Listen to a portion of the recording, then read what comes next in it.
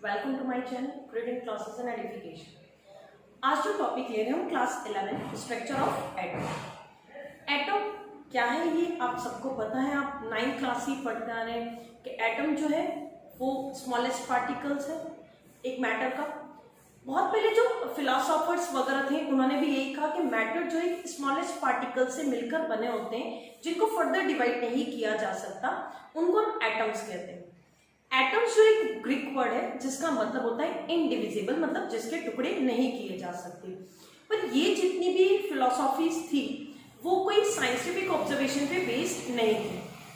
Then 1808 में एक scientist Dalton, जिसने एक थ्योरी साइंटिफिक ऑब्जर्वेशन के बेस पे दी और उसने ये कहा कि जितने भी मैटर्स है वो किसके बने होते हैं, एटम्स के बने होते हैं, कंपोज होते हैं एटम से। यानी हम कह सकते हैं कि एटम जो है वो फंडामेंटल पार्टिकल है किसी भी मैटर का।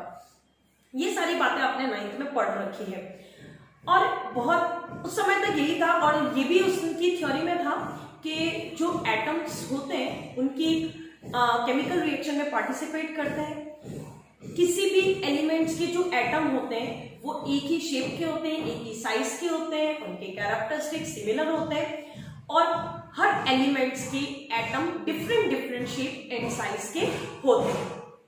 इसके बाद कुछ यही थ्योरी चलती आई कि नहीं भाई एटम जो है वो एक ही इनडिविजिबल है, वो अपने आप में एक सबसे छोटा पार्टिकल है।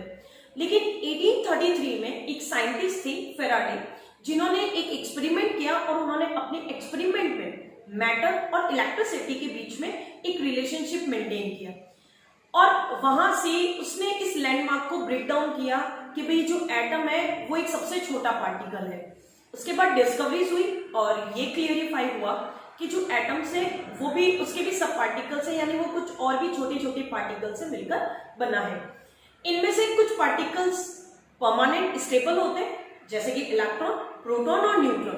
कुछ अनस्टेबल पार्टिकल्स होते हैं प्रोजेस्ट्रॉन, मीजॉन, एंटी न्यूट्रिनो, ये सारे अनस्टेबल पार्टिकल है। और कुछ कंपोजिट पार्टिकल्स भी होते हैं।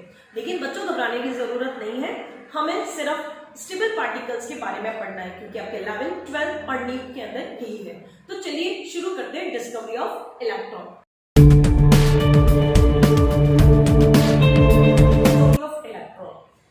जो स्टेबल पार्टिकल है उसमें पहला इलेक्ट्रॉन ही है।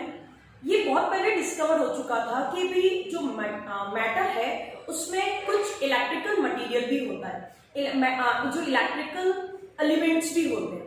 तो इसके लिए जो एक्सपेरिमेंट किया था विलियम्स क्रुक ने डिस्चार्ज ट्यूब एक्सपेरिमेंट किया था।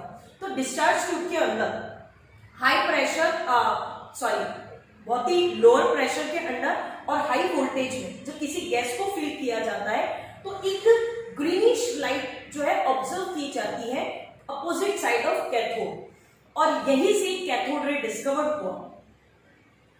देखिए डिस्चार्ज ट्यूब और कुछ भी नहीं है, एक सिलेंड्रिकल ग्लास ट्यूब होती है जो कि सील्ड होती है मेटालिक रॉड से। जो नेगेटिव है उसको नाम दिया गया कैथोड और जो पॉजिटिव है उसको नाम दिया गया एनोड। इसके अंदर एक वैक्यूम पंप लगा रहता है ताकि इसके प्रेशर को रिड्यूस किया जा सके। इसके अंदर जितनी भी एयर भरी हुई थी वो सारी की सारी निकाल दी गई थी और प्रेशर ऑलमोस्ट 10⁻⁴ के अंदर ये एक्सपेरिमेंट किया गया था और जो वोल्टेज है वो बहुत ही हाई वोल्टेज रखा गया था। तो उन्होंने क्या ऑब्जर्व किया कि एक लाइट मूव करती हुई दिखाई दे रही है किस तरफ, कैथोड के अपोजिट डायरेक्शन। और कैथोड के अपोजिट डायरेक्शन क्या है, एनोड। तो इसी रेस को नाम दिया गया कैथोड रेस। अब यहाँ पे जो जे थॉमसन थे उन्होंने कहा कि जो कैथोड रेस है वो नेगेटिव चार्ज पार्टिकल से बनी होती है और उन्होंने इन नेगेटिव पार्टिकल्स को नाम दिया नेगेट्रॉन। ध्यान रखिएगा जे थॉमसन ने इलेक्ट्रॉन की डिस्कवरी की लेकिन उन्होंने नाम क्या दिया था, नेगेट्रॉन दिया था, जो बाद में चल के स्टर्नी ने उसको नाम दिया इलेक्ट्रॉन। अब हम इन कैथोड रेस की कुछ प्रॉपर्टीज देख लेते हैं। ये जो कैथोड रेस है ये तो पता चल गया कि जो ये कैथोड रेस है वो नेगेटिव चार्ज पार्टिकल से बनी है क्योंकि वो नेगेटिव से पॉजिटिव की तरफ जा रही है। दूसरा, they travel in straight line, ये स्ट्रेट लाइन में ट्रेवल करती है जो कि परपेंडिकुलर होती है कैथोडिक सरफेस, ये कैथोड सरफेस और ये इसके perpendicular.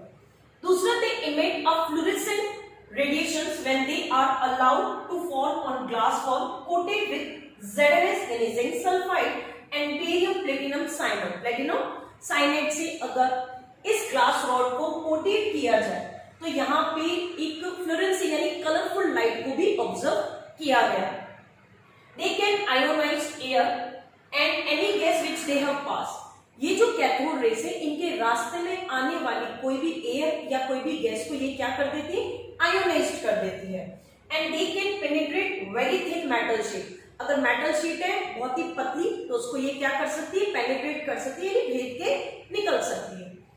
Then they cast a sharp shadow when an opaque object in their path. और ये किसी भी ओपेक ऑब्जेक्ट अगर इसके रास्ते में आ रहा है तो ये क्या बनाएगी, उसकी इमेज बनाएगी बिल्कुल लाइट की तरह। तो इसीलिए ये कैसे मूव करती है, इनका प्रोपगेशन कैसा होता है, स्ट्रेट लाइन। एंड देन जो इनमें काइनेटिक एनर्जी भी पॉजेस करती है, cathode rays possess kinetic energy. इसके लिए भी एक एक्सपेरिमेंट किया था, इन्होंने पिन होल व्हील जो है यहाँ इनके रास्ते में रखा तो वो उनके जो व्हील्स के जो व्हील्स थे वो रोटेट होने लगा। दैट मीन्स इनमें काइनेटिक एनर्जी है, यानी इनमें मास और वेलोसिटी दोनों ही है। यानी कैथोड रेज एक मटेरियल स्पीक है, यानी मटेरियल से मिलकर बनी है। ये सारी तो थी कैथोड रेज की प्रॉपर्टीज। आपको ये बात भी ध्यान में रखनी है कि ये भी जैसे थॉमसन ने ऑब्जर्व किया और बताया कि एक डिस्चार्ज ट्यूब के अंदर कोई भी गैस कर दो, कैसी भी गैस हो, उसमें जो E/m यानी चार्ज और जो मास का रेशो है वो कभी भी चेंज नहीं होता। इसका मतलब ये है कि जो कैथोड रेज है वो ना तो गैस पे डिपेंड करती है और ना ही इलेक्ट्रोड पे डिपेंड करती है जो हमने डिस्चार्ज ट्यूब में लगाए हैं।